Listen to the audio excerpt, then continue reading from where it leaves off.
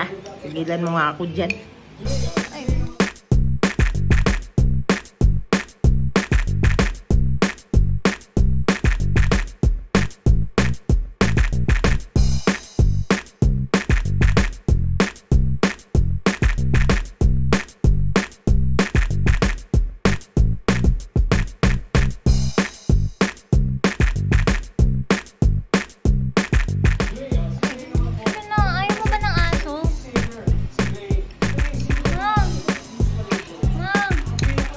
Naku, tigilan mo ako ah.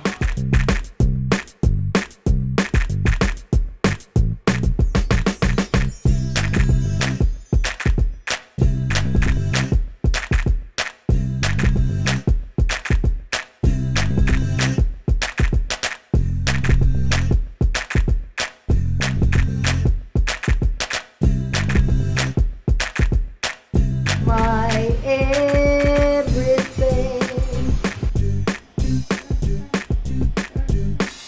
so, yan, nilabas ng kuya niya.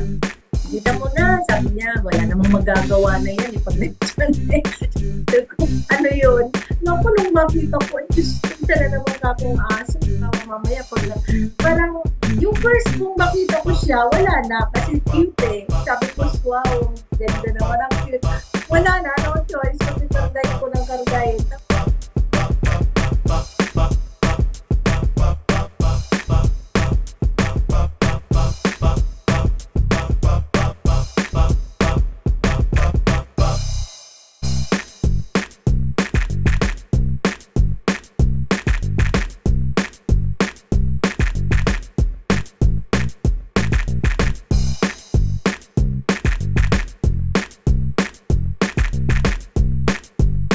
Sabi ko, ano ba yung nangyari dyan? Bakit mukhang bumababa yung kanyang ano?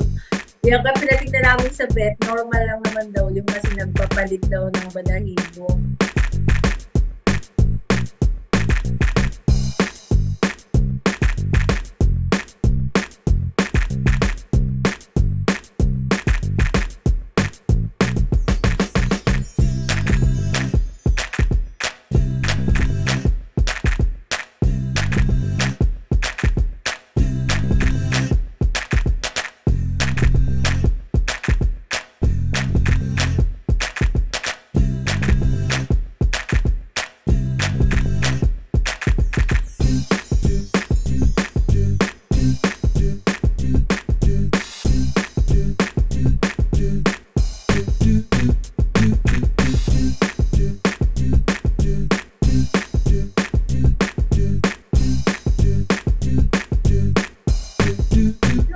Kasi ako kay mama na nakikita ko siya na nalulungkot kasi nawala na po yung aso namin.